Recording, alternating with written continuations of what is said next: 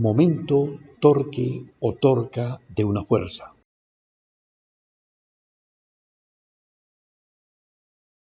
Cuando una fuerza actúa sobre un cuerpo, puede causarle cambio en su estado de movimiento, puede deformarlo, pero también puede producirle un efecto de rotación, como estamos observando en los casos mostrados en las figuras. Analizaremos el efecto de rotación producido por una fuerza al actuar sobre un cuerpo. Consideraremos el caso ideal de un cuerpo rígido, aquel en el cual las partículas que lo forman tienen posiciones relativas fijas entre sí cuando se someten a fuerzas externas. Por lo tanto, ni se deforman ni vibran, y su movimiento resultante es una combinación de los movimientos de rotación y de traslación. Y al aplicar una fuerza sobre ese cuerpo rígido, tiende a girar en torno a algún eje.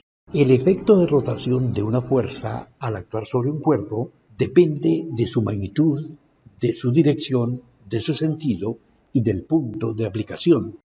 Se define el brazo de fuerza como el vector trazado desde el centro de rotación del cuerpo hasta la línea de acción de la fuerza, siendo perpendicular a ella. Para caracterizar el efecto de rotación de una fuerza, introducimos la cantidad física, momento, torque o torca de una fuerza, definida como el producto vectorial entre los vectores brazo y fuerza. Por lo tanto, es una cantidad de tipo vectorial y tiene magnitud, dirección y sentido.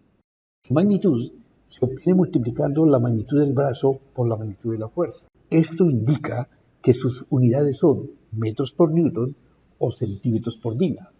Debemos tener en cuenta que el vector torque siempre es perpendicular al plano que contiene los vectores brazo y fuerza.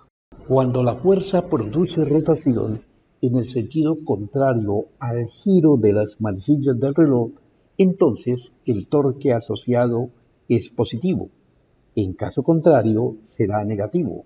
La dirección y sentido del vector torque puede obtenerse aplicando la regla de la mano derecha. Primero se dibujan los vectores brazo y fuerza a partir del mismo origen.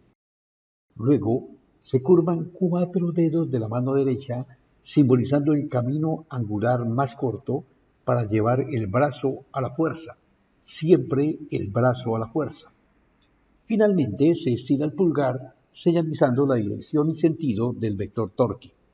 Debemos recordar que el vector torque siempre es perpendicular al plano que contiene a los vectores brazo y fuerza. Veamos algunos ejemplos. Ejemplo 1. Un hombre aplica una fuerza de 300 Newton en un ángulo de 60 grados a la puerta de la figura, a 2 metros de la bisagra.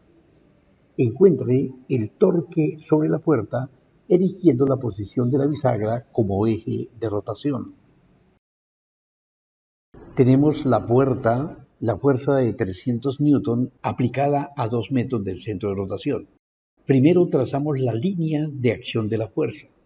Esto es la línea que contiene al vector fuerza. Ahora desplazamos la escuadra para buscar la perpendicular a esa línea que pase por el centro de rotación.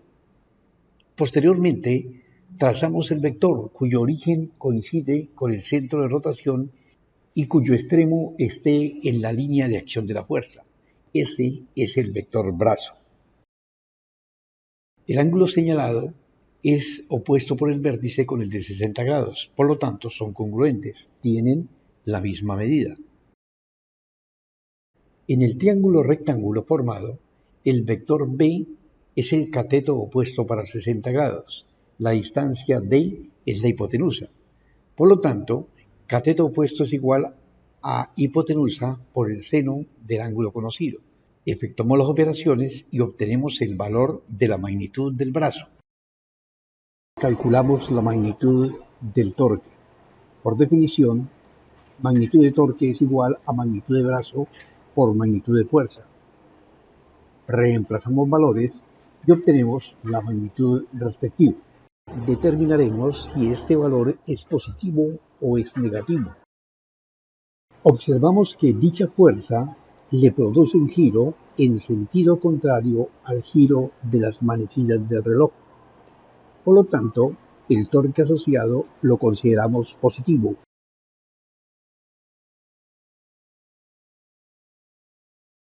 La dirección y sentido del momento o torque se obtienen aplicando la regla de la mano derecha. Se procede así. Primero, se dibujan los vectores brazo y fuerza a partir del mismo origen. Se curvan 4 dedos de la mano derecha, simbolizando el camino angular más corto para llevar el brazo a la fuerza. Siempre el brazo a la fuerza. Se estira el pulgar, indicando así la dirección y sentido buscados. En este caso, el vector torque está saliendo del plano que contiene los vectores brazo y fuerza. Está hacia afuera. Entonces, el vector torque es perpendicular a dicho plano. Por lo tanto, el vector torque siempre es perpendicular a los vectores brazo y fuerza.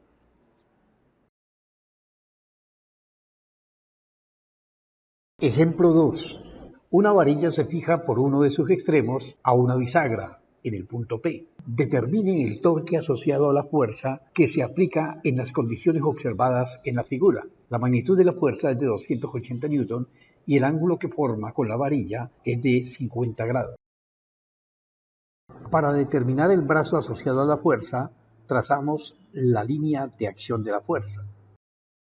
Posteriormente, con ayuda de una escuadra, buscamos el vector perpendicular a dicha línea trazado a partir del centro de rotación. Dicho vector es el brazo de la fuerza. En el triángulo rectángulo formado, la distancia D es la hipotenusa y el vector brazo es el cateto opuesto al ángulo θ. Cateto opuesto es igual a hipotenusa por el seno del ángulo.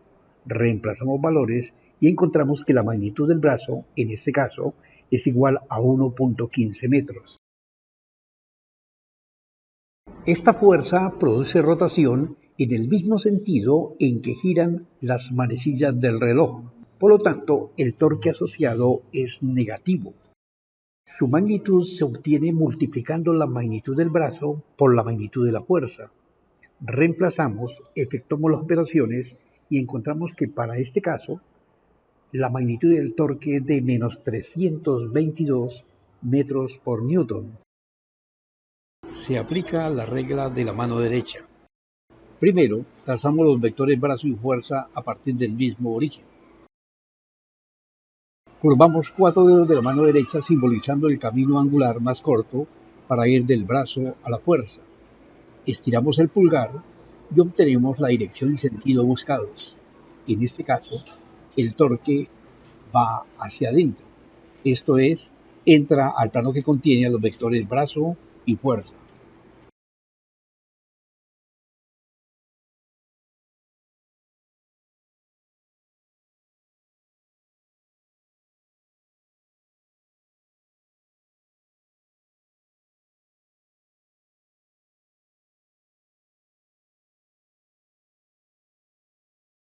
El vector torque siempre es perpendicular a los vectores brazo y fuerza.